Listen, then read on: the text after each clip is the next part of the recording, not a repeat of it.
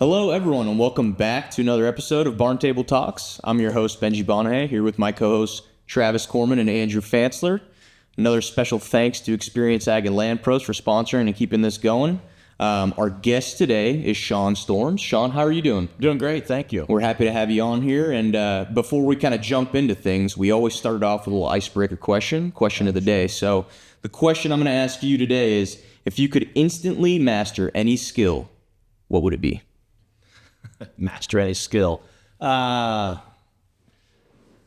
don't know, cooking. I think I would master cooking. Yeah, if I could be really good at that, that'd be great. That serves a lot of good purposes in terms of life, whether it's with friends or family or...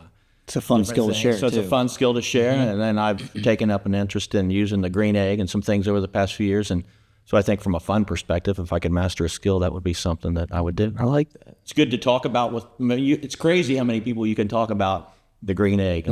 Yeah. It's really crazy. Yeah. Travis, what would you do? Mine, I'm going to put communication. I'm going to understanding and communicating with people in general, right? I think if I could master the skill of like communication, you could bridge cultures, you could bridge languages, you could bridge spouses. Yeah. You could bridge a lot of things. But communication, I think that would be huge for me if I could do that. That would be. Yeah. That would. So, Andrew, what do you got? So I think this goes back to a previous podcast we had, and I think I'm going to go with marketing because I like that. Which is kind of flows in line with your communication. But if you can master marketing, I think you could master about anything. That's understanding. That's a lot of understanding of what you're. I get that. It's kind of communication, though. That is. That flows right back to the communication. There you go. Not much cooking. Right. But now you talk about cooking and the green egg, my stomach's starting to rumble. What do you got going on, Benji? What would you be? I'll keep it on the more the professional side here for me, especially since I just graduated college not too long ago. Probably like time management wise. I think that's where I wish I could master that. Just being able to cut certain things into certain time frames and being as most efficient in those little time frames as I could. So that's what I would want to master. There you go. Yeah. Well, I look forward to when Shawwn masters his cooking. That's right. I'm working on it all the time. I always got to laugh. Because, we watch these DIY shows at home and stuff like that. And everybody wants to have this great space for entertaining and cooking and all this stuff. Like, where are all my friends that want to do that? I'd want to be entertained and cooked. Like, Right. Where are these people at? I want to be part of it. Right. So, Shawwn, tell us a little bit about yourself. Yeah, sure. I'm originally from Greensburg, here in town. I grew up here many years ago in the 80s. So I graduated from here in 1986. Greensburg High School. Okay. Pirate. Okay. And went off to IU. Spent 5 years in Bloomington. Part of that time I was in a little internship up in Detroit, so that's why I spent 5 years. I wish I'd still be there. I should have stayed a lot longer. Right. But spent time at IU and then left there and went into public accounting back in 1991 and lived in Indianapolis for a few years. And then my wife and I, she was my wife, then we got married and we moved back here. And I think we were talking earlier, spent some time in Greensburg. Where's your wife from? My wife's from Batesville. Originally from Batesville. And so spent some time living in Greensburg. And when our oldest daughter was school age, we moved to Batesville and lived there ever since. Gotcha. Now, your time at IU, obviously it was college, right? Did you know you wanted to go into the accounting profession? No. Gosh, no. In fact, what did that journey start as? Yeah, that's kind of a strange journey. So I had always been involved in athletics as a kid, and our family was involved in athletics, and that's what we spent our time doing, is watching a lot of sports, especially IU stuff. And so I went to Bloomington, and what I really wanted to do was be involved in sports marketing and management. I had this idea that, gosh, it'd be nice to manage the Market Square Arena, which is no longer there, or the newly created. Think about what it could have been if you'd have managed it. Newly built Hoosier Dome, which is no longer there. Right. And I got to Bloomington and took a few classes. And back then, I don't know what they do now, but back then they would overlap a couple business classes because that's the track you were going to be on. Mm-hmm. A couple things happened. I in the sports kind of recreation classes that I took, I noticed that there were ton of athletes in those classes, like like college athletes. And so I noticed that, and I started to think about it like, these guys probably are going to get jobs sooner than I will, just because they're going to be better connected in terms of some of your marketing that you were talking about. And so I thought about that. And then the other thing that happened, I worked at the library as a part-time job, and there were different age group students there, and the seniors that were working there, there was one girl there that was an accounting major, and she would come in and say, boy, I just got another job offer. And IU does a great job of job placement back then, still does. And I'm like, kind of like, that sounds like that lady she's getting job offers all the time. So that combination, and then I took an accounting class, and I hated accounting in high school and really enjoyed it, kind of clicked with me. And I'm like, maybe that's the path I'll go on. So it's strange how that transition happens. What you can like at one period in your life and dislike in another, or vice versa. And it all comes down to how you're being taught. Yep. How important it is to you at that point in your life. That's right. I loved psychology when I was in, high school, and then I took a course when I was in college, and man, I think the way it was instructed, and it was just dry, and it really just kind of ruined it. Yeah. So, so that's how I got into it. Did you ever consider going to Purdue? No. It's probably not. Come on, nobody wants to talk to. It's not only have I not considered, none of my children have considered. I understand. you finally can't say But they really don't have an accounting program. Right. They do, actually, but no, I did not consider it. Gotcha. So once you completed college there and stuff like that, where'd you land? How'd you get into what you're doing? So I went into, like I said, IU back in those days, and still to this day, they had their business placement office was kind of well known throughout the country. It was so good in terms of placing students, especially accounting students. So I had, 5 or 6 job offers by Thanksgiving of my senior year. And that was with, Quaker Oats, which is no longer Quaker Oats, Monsanto, which you guys would know in the ag industry, Monsanto, and then 3 other public accounting firms. And I ended up choosing a public accounting firm in Indianapolis because that's kind of where I wanted to be. I wanted to be in this area, and headed down the path of going into public accounting and start off as a staff accountant, working, like all staff accountants or people new in their careers do, and took off down that path and spent about 4 years there, and then I left there, went to work for a trucking company as their controller, a family-owned trucking company, and that lasted about 6 months. And I realized that wasn't for me.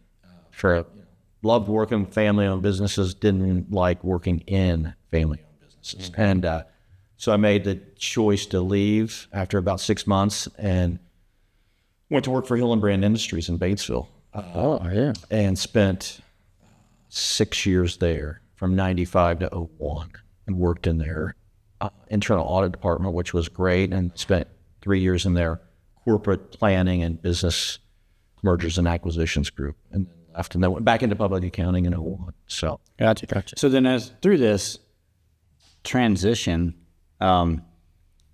each out of those, what was one of the biggest takeaways? I mean, you've had, I want to say, similar jobs. And this is probably a two-sided question. One, your first job, what did it teach you? But then also, what was the biggest thing, like lessons you've learned so far as you come through? Yeah, I think the main thing, and I would certainly tell my kids this, or anybody that would ask, is I think you really have to enjoy what you're doing.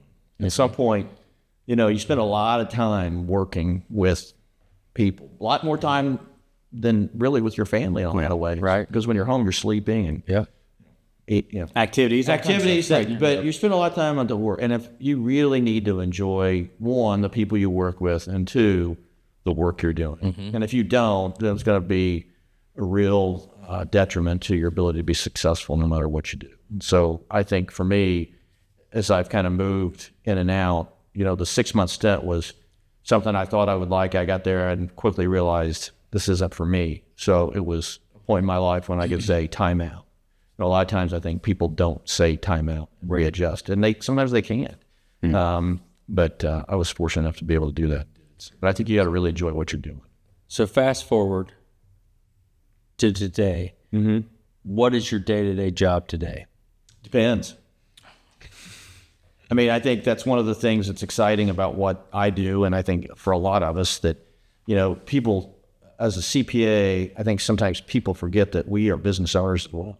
Mm-hmm. And so the issues that you may face with your business or Travis faces with his or whatever, we face the same issues. We have about 50 employees, 6 different offices. I have 7 partners, all this kind of crazy stuff that goes on. And that's grown from 6 people to where we're at today over about 15 years. And so all the issues that our clients face with running, whether it be marketing or whether it be communications or whether it be an HR issue, whether it be, it changes. And then I've got these other things that I do to make a living, which is work with clients. And so you're working in the business and on the business. In the business and on the business. And so but that's the fun part about what I do and what I tell certainly our younger people and younger professionals is the beauty of this is you're learning new things as it relates to kind of the craft, which is whether it be tax or audit and accounting work, whatever and that's dictated by what goes on, whether it be a statutory issue with our federal or state government, or whether it be some business, generally accepted accounting principle, that's dictated by the world we're in.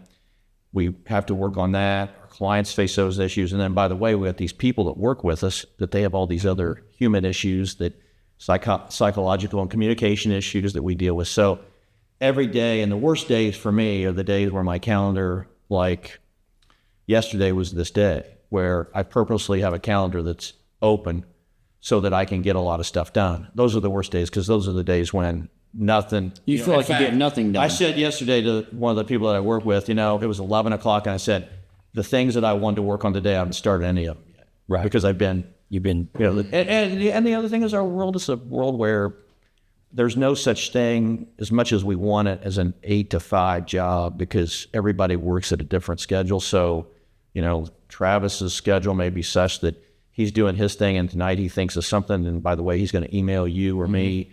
And I have a choice whether I answer that or not, but still it's more of a cycle of work than just a standard 8 to 5 day. Right.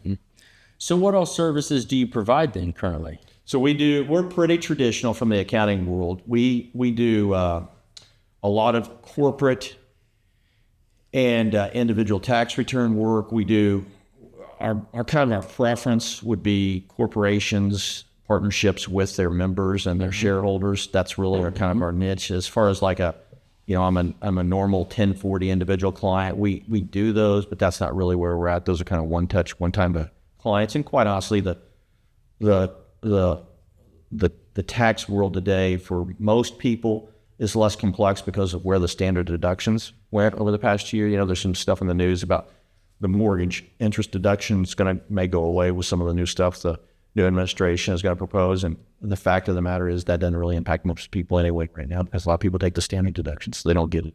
So there's things like that going on, but we do that kind of work. We do a lot of attestation work. So for example, you have a client, pick it, manufacturer, ag business, whatever, maybe they go out and borrow money from a bank, lending institution, credit union, whatever it may be, that institution's going to require as part of their loan docs for them to have audited financial statements or reviewed financial statements or compiled. So we would do that kind of work. And then, we really take the approach with our clients that we're kind of cradle to grave with them and their businesses. And what that means is that, all these clients go through these phases of life in the business world. So there's the startup, which those are exciting. They got a whole host of other things going. There's kind of people as they're building their businesses that whole bunch of issues that go on with that. And there's the maturation where we're just kind of playing there. And then there's eventually succession. And if they're doing it right, you got a lot of that going on all at the same time. If businesses, your marketing, they may be starting a new division. They may be starting a new service. They may be introducing a new product. They may be adding a new shareholder. They may be thinking about when I retire, I got a management team that's going to buy. There's all those things that go into that. And we do a lot of that because our businesses, our clients are really, they're traditional Midwestern businesses, which would be manufacturing, construction, ag businesses, wholesale distribution, professional services. They kind of fit in that bucket. And within that bucket, I call them cowboys because what ends up happening is, one of you folks goes out and starts a business. I think you told me you start off as a 40-acre farm, right? So you start, I'm a farmer. Well, that's today. Then a year later, I'm a farmer and I'm a building owner. And now that's that. And then the next day I'm a building owner and I'm a partner in another group. I mean, and that's what happens. And that's why they're always, which is what makes it fun. Right. That's cool. So you're seeing something different every Yes. time a client walks through the door or every time a phone. Yes, which is a very different image than a 16-year-old high school student has when they think about a CPA. Yeah. And that's the biggest job, biggest in terms of where our labor, what's happening, like our business with every other business, we're going through the demographic shifts. If you got all these, these baby boomers that are retiring, passing away, whatever, there's not enough backfill of CPAs, there's not enough backfill of engineers, there's not enough backfill. But one of the issues we face is when some kid thinks about what do I want to do, not doing no different than me, what do I want to do in life, I'm thinking about somebody that sits and does taxes, and I think that would probably be. So this is early on to ask the question, but I think it's perfectly fitting. If you had the opportunity today to go back and talk to your 20-year-old self, what advice would you give him? I probably would have said, start with accounting sooner. I mean, it didn't really cost me much, but I've been blessed and I'm lucky to be where I've really enjoyed my career. I've always had the opportunity to work with really good clients and had good mentors along the way. So I think, again, Don't wait. Start soon. don't wait, start sooner, and don't be afraid to, try things. I think sometimes people get pigeonholed into things because of my family member does it, my dad does this, my mom. I mean, go out and do things again. You want to find something you really enjoy. If you find something you enjoy, you're going to be successful. One of the things I, kind of as you were discussing this a little bit, your firm sees multiple different types of industries and multiple different types of clients, right?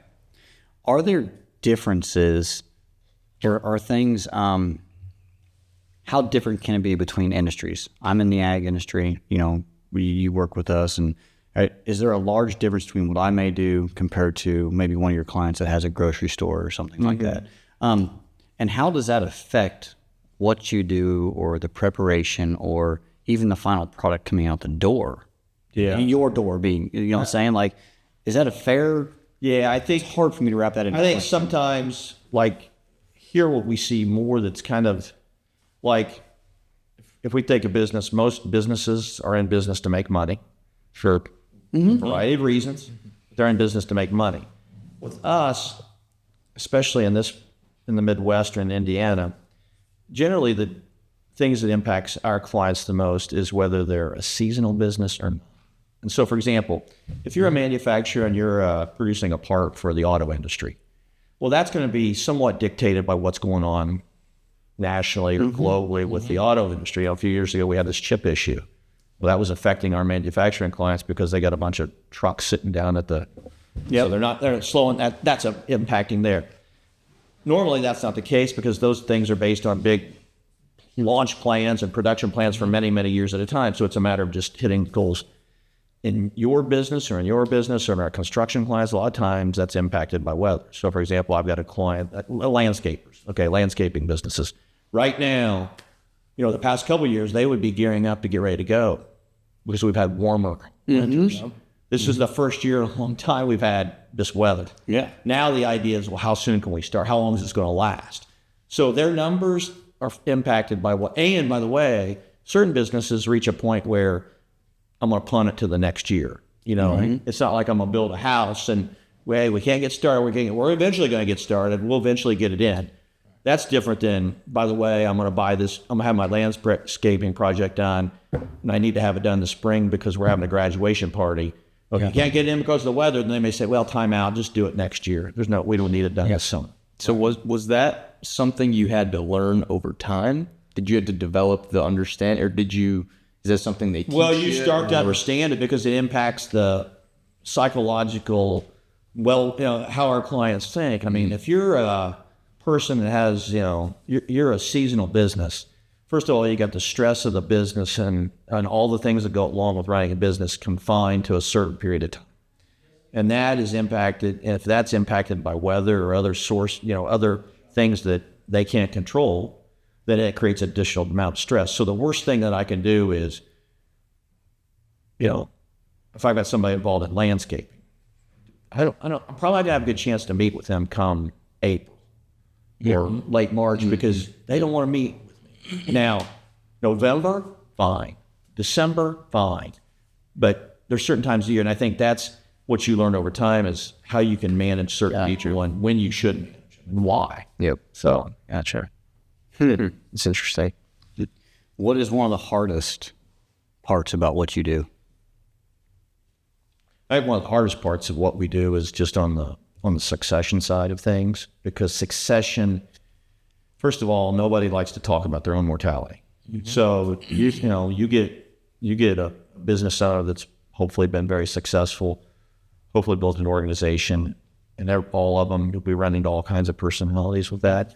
But it's very difficult from an advisor perspective to say, hey, Travis, I want you to start thinking about when you're not here. And you're like, well, I feel healthy. I feel healthy, and by the way, I'm not very old. I'm going to be here forever. I'm 57 years old. I plan on. That's right, but you need to think about that because life is life, and I think I've had it happen a couple times with clients where we've had tragedies, and it leaves a mess. And so the more you can plan for that up front, the better off you are. Now, it's an emotional issue as well, because oftentimes with succession comes a whole host of family issues. And if you're dealing with, a person, so for example, me, I'm 56, my kids are basically young adults. That's less of an issue. There's no heirs or anything like that. And I have no accountants, so there's no, our organization is not set up like that. But in some of these family-owned businesses, it is. And the issue is you get into all these family dynamics, and that's why it takes time, because most people want to be fair to their children, and sometimes understanding what fair means takes fair and equal or two. Fair and equal, exactly.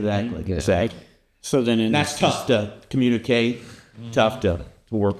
In the succession planning, or through this conversation, through these meetings, through your services, who all needs to be involved in that? Because it's a big team, and you probably have to start to realize who has to be at the tables to have a successful. Yeah, I think the initial CPAs, whether it's us or whether a lot of them, it's kind of an interesting life, because with a lot of our clients, I've got some clients that I know that they tell me or us stuff that no one else. You're kind of like us. I mean, you hear of all these issues that the longer you're there, almost like a hairdresser. It's like, I know things I shouldn't. Yeah, exactly. They don't apply. No, we don't tell anybody anything. But yeah, we hear stuff. But the point of it is that the initial discussion. So, for example, a client says, "I'm thinking about what I'm going to do with this business." There's a lot of discussions about what do you want to do, and a lot of times, if it's kids involved, then the natural reaction is, "Well, I'd like to split this amongst the three." Mm-hmm. Well, if one of them's only involved in the business and the other, I got one in California and I got one in Florida, and they're not involved, you're not going to split the three ways. You're going to have one person that's going to be here trying to run this, that's going to be managed by two people. I mean, it just doesn't work. And it's never going to last. And it's never going to last, and it's never going to work. And so you got to kind of work through that, but it starts off with just this one-on-one discussion, and depending on the client and the speed and whether or not their spouse is involved, there's this, in my opinion, it's best to take this very slow, and that's why you need to start off really early and get through these kind of emotional hurdles. And as you start to roll and it gets a little bit more clear about how this is going to look, then you start to add other advisors. So you get this kind of figured out what this is going to, because what you want to do is have some certainty with your client. You want to had time. You don't want someone to, hey, think about this, and you're trying to think about, well, how does this affect my estate, and how do I affect? You want to get kind of the certain of the path you want to follow, and then you start to add on, when he did embed on my financial investment advisor, because some of this may impact, if I'm going to give my daughter this business, my son, who's a physician, I got to give him something. Well, that involves maybe some of these investments that I have over. So I got to work through that. And then I got to get the attorneys involved, because this buy-sell that I've had with Shawwn, now I got to craft that, because and so you just start to add pieces as you go and as they're needed, as opposed to we all come into the room and say, what are you thinking about doing with your business? Right. And you're going to have just compete. it comes back to that professional advisor tree. It seems like a lot of clients would start with you. They do. And then you help them bolt on the professional advisor tree to get to the end game, right? Yeah. And we you've been- view ourselves, or I do, as more of a quarterback. Is that, hey, we're going to get you to where you want to go, and I'm going to help you get there. I'm not going to be your attorney. I'm not going to be your investment advisor. I'm not whatever else comes along the way, but I can help you get there to where we want you to and get work professionally and try to translate, understand all these different pieces and orchestrate how they impact everything. That's right. Yeah. What you don't want to have happen is that, and then the other piece of this is, I don't think anybody's going to willingly give bad advice. No. But bolting it all together and saying this is the big picture is and it helps them too. Right. This is why we let's do that. The worst thing you can do is, and then the other, from a communication perspective, is as part of that process, how, whether it be the kids or the management team or whoever, the successors, how this is going to work for them, they're part of that process as well. Right. And so you've got to, I always tell them, if it's parents, you want to have these discussions, because if someone's upset, which happens, you want, as a family, to solve that before this is done. You don't want, when you're gone, your kids not getting together for Thanksgiving or Christmas or whatever because of some business issue that could have been solved many, many years ago. right. And we can recollect different situations where you probably know situation that is and stuff like that as well. And it's like, yeah, I get you. Yeah. I get you. So from when you started, has there been any kind of change within your industry there on how you guys, do your kind of work? Is there any kind of shift trend-wise that's happened, or Yeah. Well, I could imagine that digital is. Oh, yeah. huge. Oh, yeah. Not to take it for on, but I could imagine. Yeah, no. I mean, it's kind of funny.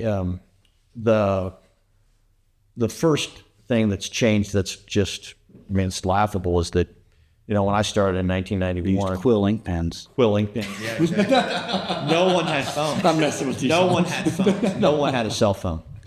Right. No one had a cell phone. So your work day would be, you'd work all day somewhere, depending on what you were doing in the field, and then you would come back to the office at 5:30 or 6, and then you'd have a stack of return phone calls that you had to use a landline, so you weren't going to call somebody after 5:30 or 6, so that'd be how you'd start your next day. Gotcha. The cell phone, and I think about when I leave here. I've got a 12:30, I got to go to Indianapolis. I've got a 12:30 call that's going to be on my phone for part of the way up there, and I've got a 4:30 call coming back tonight that's going to be on.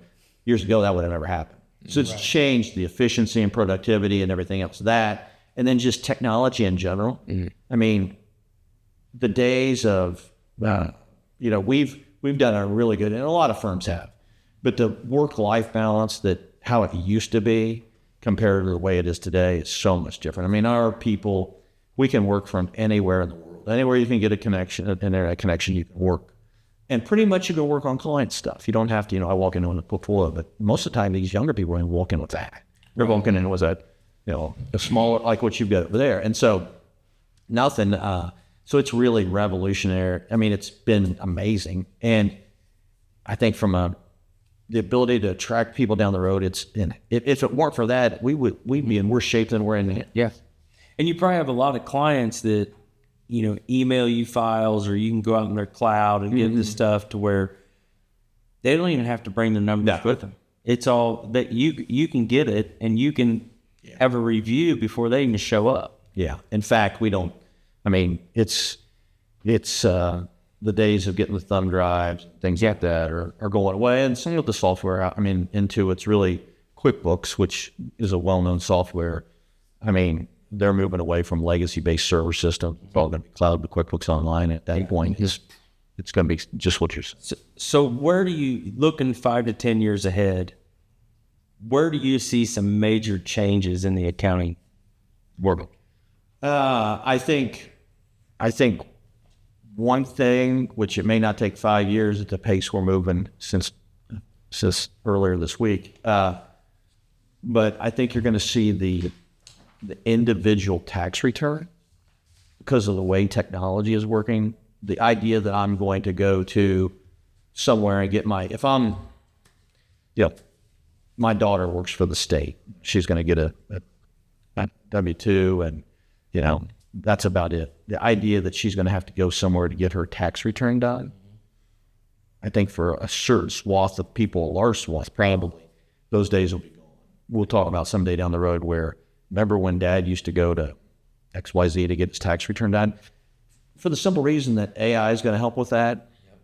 The fact that most of the information that people get, you think about it, you get a W-2 in the mail, well, same form goes to the government. They have it. They already have it. Why do you have to file? Why do you got to file right here? Right. Why do we got to do that? And that's one of the things that I think from an efficiency perspective is going to make things, and think about the drain on the system in Washington where all that stuff comes through. They have it. I mean, in fact, they have it because if a client has, this is a typical example. I have a dependent junior. He's a freshman in college at IU. I would claim him on my tax return. He gets his information because he lived in Bloomington all summer. He goes down to whatever XYZ tax service and he claims himself. So he gets his little refund. I get ready to, I don't know that. You don't tell me. I do the tax return. We get it. The client gets a notice and says, by the way, they've already filed the return. Boom, you owe us this. They already, they know that. And so that piece is I think that's going to change quite a bit. So we've talked a little bit about the AI in previous episodes. What do you think AI could do for the accounting world? Obviously, you have things like filing taxes. But I mean, there's so many different aspects. What could AI do? What role could it play? Well, I think you could take for example. Okay, think about like QuickBooks Online. Okay, so right now, what would happen is if anybody has QuickBooks Online, they would have to, in essence, give me access. I've got access, and I can go on and do my stuff. Well, there could be a world down the road where that information is basically kept, and you give your banker, you give your creditors, whoever needs this information, you give them some sort of access where they don't even have to be an accountant. They just said, hey, can you give me the balance sheet at 12/31/24 for whatever XYZ business, and because the information's out there, they bypass us. Our days of kind of collecting data are over. Now, what we can be used for is to verify that data to make sure it's, then we'd have somebody call and say, hey, did you look at their stuff yet? No, we haven't looked at it, but here's what's going on. So I think from an accounting perspective, we're going to become more of an advisory role than kind of creating this information to where, we come out, we put this in this bucket, this in this bucket. I think those days are going to go away. I think the system's going to get smarter. And if you think about it, if you use QuickBooks or some of the softwares now, you put in standard, let's just say BP gas. Boom, it knows it's gas. Yeah. It knows it's gas. Well, some of it's already self-identifying with images off of receipts. That's what I'm saying. Right? I mean, it's going to be good enough. Do you see practices, much like yours and stuff like that? Are you going to be more servicing businesses, corporations versus just individuals? You think? I think business. I definitely think it's going to be more business driven, just because of what I just said. And there may be personals that come along with that because they're a business owner with a multi-layered. That's right. Yeah. That's like the complexity of their personal situation will require them to have us help them with their tax return. But if I'm the standard person out there working a normal job, getting a W-2, having a mortgage, making some contributions, having a couple kids in school, I think the days of there's going to be us doing those types of returns are limited. I don't think it's going to last for it. Yeah. Right. It's a better service for the individual. Does that concern? It would concern some business models. Probably not you. Yeah. Yeah. Because there's a lot of. Well, it comes back though to what you said earlier. You want to pride your current business on you're an advisor. You're not just an accountant. Right. We're advising you on your whole company. So what it sounds to me like, this actually puts you in a better spot moving forward than it does today. Yeah, those are commodity-based returns. I mean, there's not, whether we did the return or another return or any other, they're going to be the same result because there's not enough complexity there to cause any variation. Right. And so from our perspective, there's nothing worse than someone I know says, hey, can you do our tax return? I'm like, can't. Yeah. I'd be better off to give you $100 and tell you to go down and have them do it because it's going to cost us money to do it. We're going to send them to you. Right. Right. What you said. Yeah. Just interesting. Well, It's a there's good a lot. place to You be. even look, and I think you're correct. That industry's already moving to a do-it-yourself scenario. Download the app, log on, or whatever it is, on your phone. Do it all on your own. Type of thing. Anyways, That's right. Yes, and of course it's big time right now. This time of year, everything's advertising. Oh, That's all is the advertisements you see on it. Right. So Yeah, and those businesses have I think they have a chance. they to your question, Travis. I mean, I think I would have a concern if I was in that business to do a high volume, low dollar, 1040 business because they could be competing with the federal. They could solve that problem pretty quickly. Right. yeah, So when you look at clients that come in, though, I mean, you're trying to build a whole box for them. You want to look at their financial advisors. You want to look at their legal documents they've got going on. What are some other things that you ask people for? I mean, so if I'm a new client, I come to you and I've got a couple complex businesses. and you got a mess as big as mine, right? because you know what my mess is. What do you want? I mean, what do you want from a typical client? Typically, we would ask for. I mean, if someone walked in and they have a business, and let's just say they have a partner. Let's say you two guys walk up and say, "Hey, we're partners. We're wanting to think about." Well, we'd start off with the standard stuff: copies of prior tax returns, copies of your prior personal tax returns. Then we'd ask for your bylaws. And then we'd ask for your buy sell. And How often do you have them say, "We don't have it"? that happens a lot. Okay. A lot of times what happens is, well, you're going to have to call so-and-so attorney, which is fine. And a lot of times once we call so-and-so attorney, they've done a great job. They've set up the corporation. They've done all that. But the buy-sell always gets forgotten. Mm-hmm. And that to me is the most important piece that gets. And so we're not attorneys, but then that's when we say, hey, you really need to get this buy-sell done because there's a lot At of some things. point, Death. one of those two is going to happen. Death, divorce, disability, I call them the 3Ds. Those are the things that impact a partnership and a business that can be kind of catastrophic if they're not addressed. And you guys, if you two were partners, I'd say, well, this is in times of kind of peace.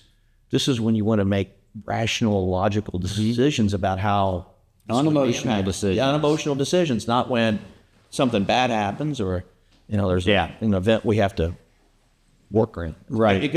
And I will tell you, for partners in businesses, there's nothing more. I always tell people, I'm like, there's nothing more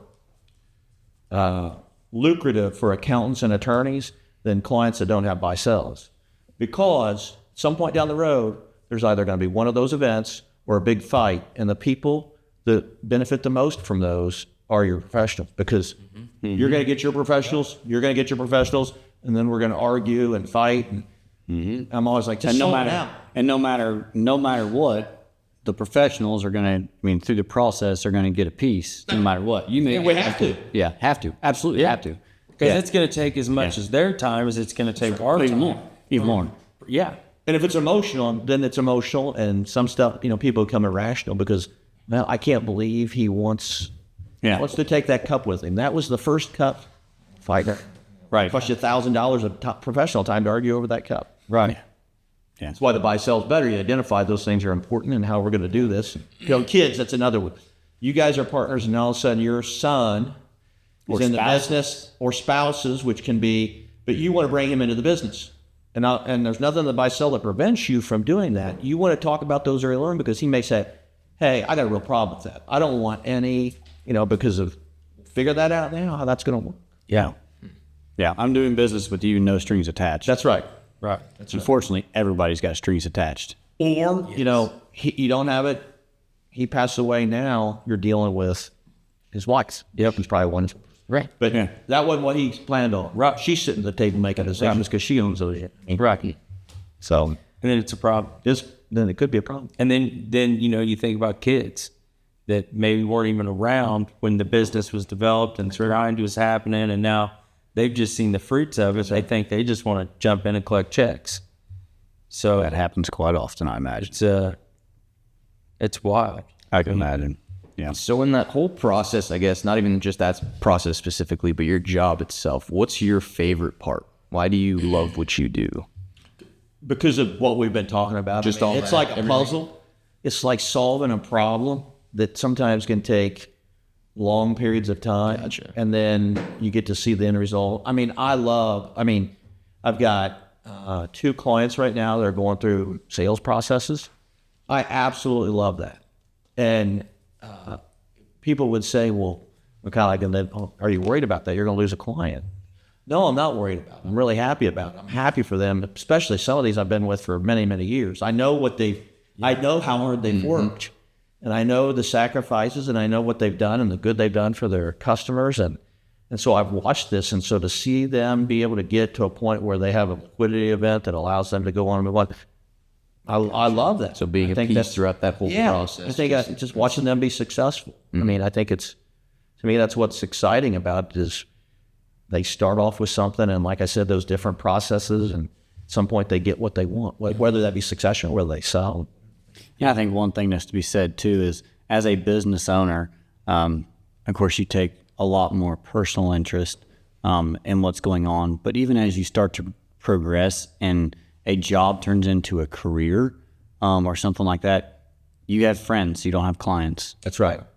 And I think that, at that point that it transitions into that, you start realizing that, man, like it's a mutual relationship as far as benefits or whatever it is. But seeing them be successful is fun, and it's exciting, and it's also intoxicating too, because now that becomes it's positivity that goes everywhere. There's a few things about that probably was to me from a disappointing perspective. Some other things as well, but one of the outcomes of the whole pandemic COVID process, that 2-year process, was the evolution of Teams, Zoom, a lot of these remote meetings, which in a lot of ways is very, very beneficial. It saves a lot of money. It can be very efficient. It's efficient for a meeting where I want to get these 10 things done with Travis. Hey, I don't need to run out there to see him. I can just we can jump on a Teams meeting. We can see each other. It's better than the old phone, but it's not quite as good. The bad part about it is that when you meet with groups of people, what I've always told our younger people is that the relationships aren't built in terms of I'm talking about this tax item or this. The relationships are really built either before or after the meeting. They're talking about your family. They're surrounding the Tell me business. about you started your business, or tell me you just graduated from school. What's going on?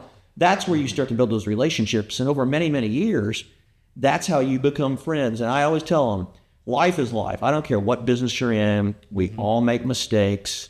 We all have things happen. We all have, it's just the way we're all human. Life's life. But it's very, very difficult to fire a friend.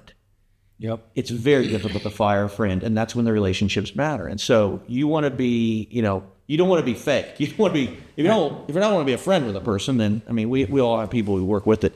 It's purely a business, but we have those that are friends of ours. Yeah. And over time, that becomes really important to you as a profession.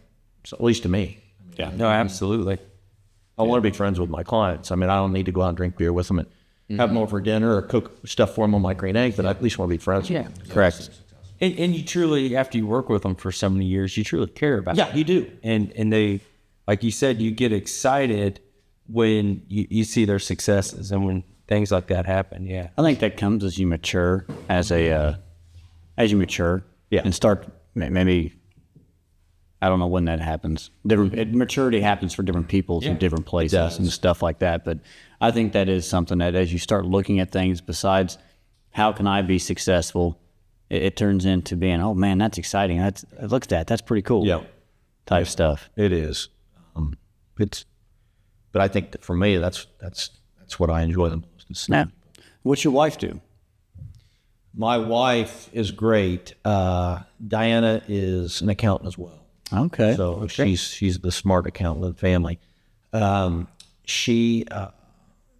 her primary role has been being a great mother for our 3 daughters, which she's fantastic. Now, your daughters, how old are they? Caroline is 27. She just turned 27. And she's recently been married. And we have another daughter, Allison, who's 22. recently graduated from college in May, and then we have another daughter. All IU? No, Caroline went to IU, and Evelyn goes to IU. Allison went to Center College down in Danville, Kentucky. Okay. So, no accountants, but That's okay, though. that's okay. Yeah, again, whatever they want to do, which is good. Caroline's husband is an accountant, so that's Are they good. locally then? Yeah, Caroline's in Indianapolis. Allison's over in Columbus, Ohio, and then Evelyn's down in Bloomington. So fairly. Okay. Yeah, but Diana's been a mother to them, and she works at the firm part time.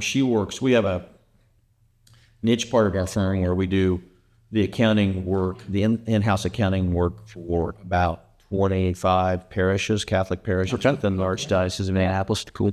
So Diana does that work specifically. We have about 3 other people that do that work as well. So that is. I thought that might. So I was part of our finance committee there and stuff for our parish there. You talk about chart of accounts. That's insane. I didn't realize the chart of accounts that you could have for a parish. Which parish? St. Vincent de Paul. Oh yeah. Yeah. Yeah. So very eye-opening, very kind of like, wow. Like, Yeah. it actually made me a better numbers person. I mean, I do very little with what we have here, but Yeah. it's pretty impressive. That's a very in-depth thing. I mean, Yeah. Yeah. Yeah. No, but Diana does that. And it's been great support for me over the years. what are some hobbies you got? Hobbies. Do you have time for them? No, I get any time. So I run. Try to run 2 half marathons a year. I always run the mini Okay. in May, or I try to, and then the monumental, which is in the fall. That's a nice break for somebody my age. You get a little bit of train all winter, and then get to run in May, and then rest a while, and then get ready to start training. What's the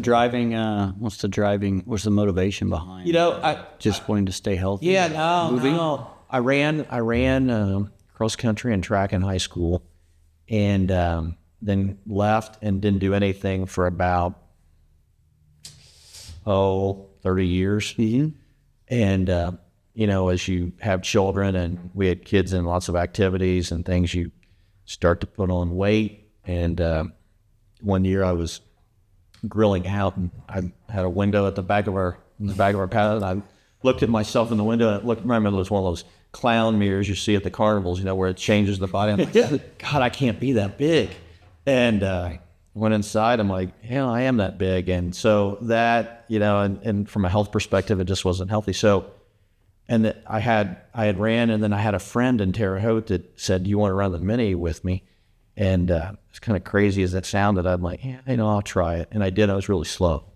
And so, like, maybe I should. So I started doing it the right way. So the discipline. Yeah. Mm-hmm. Dropped about 40 pounds, and been doing it ever since. And I think you hear it, and it's hard to, but I do think from a mental perspective, there's a lot of truth in terms of doing something like that. Yep. You enjoy, whether it's the workout experience, but, I do it on a treadmill. So I'm on a treadmill last night I was on a treadmill for 50 minutes. Saturday will be or Sunday. So, I mean, there's a lot of time to think through kind of life as you're just running and listening to podcasts or music or whatever. So I do that. I fish. I like to fish. Yeah. What is this? So, like, is this gulf fishing, lake fishing, fly fishing? What do you like to do? I like to musky fish. Musky. So you go north. I go north to Wisconsin. I've been fortunate enough with a group of guys I get invited to go with in the fall, which I love. We go up there and musky fish. And so how long? Usually about 3 days of fishing. Which you fly in? We do. We fly and drive. Okay. Depending on what's going on and who's going. So we will fly and drive. So I've done both. But it's all guys. It's just a good fun trip. And then I'm a big IU guy, and so I follow the Hoosiers. This year was great from a football perspective. Do you get to go down there and I guess you go down and enjoy games and stuff like that too? We've been going for 30 years, so I've got to watch a lot of bad football. Yeah. But this year was different, and hopefully next year will be as well. And so you a singular sport Or do you go to basketball games as well, or do you just go to football We games? do go to basketball games, although I haven't been to a boys basketball game this year. Been to see the girls play, which is great. I like enjoy that actually better, to be honest. Yeah. But yeah, we go down, and since we've had kids there, it's always been easy to go down, catch a game, and catch dinner or something. But yeah, no. So we follow the Hoosiers, and I think what else we do. It's Yeah. that's enough. Yeah. That keeps you busy, right? Yeah. Good. Good. Well, I like to finish up there with a few rapid fire questions. Okay. So this is on the spot. Okay. Right. Okay. So favorite holiday destination? Favorite Holiday destination. holiday destination. My favorite holiday destination would be 30A along kind of the Panhandle down in Northwest Florida. Okay. We don't ever go down there. I guess any holiday, right? I guess we all do. Yeah. Yeah. Any holiday. Yeah. So yeah, that'd be my favorite destination. Yeah. Good. What has been your favorite vacation? You know, we want a family vacation every year. Usually late in the summer, and those are always great, great vacations. My wife and I went to France, Germany, and Switzerland a couple years ago, and that was great. I mean, it was nice. Switzerland was fantastic. France was okay. Munich was great, especially if you're a beer drinker. But Switzerland was unbelievable. I tell people that if they ever get a chance and they have one place to go, there's so much to do there. If you're an outdoors person or what, I mean, there's just a lot of things. Yeah, that's probably my favorite vacation. Good. Good. Dream superpower. What's that? Dream superpower. Superpower. I don't know about that.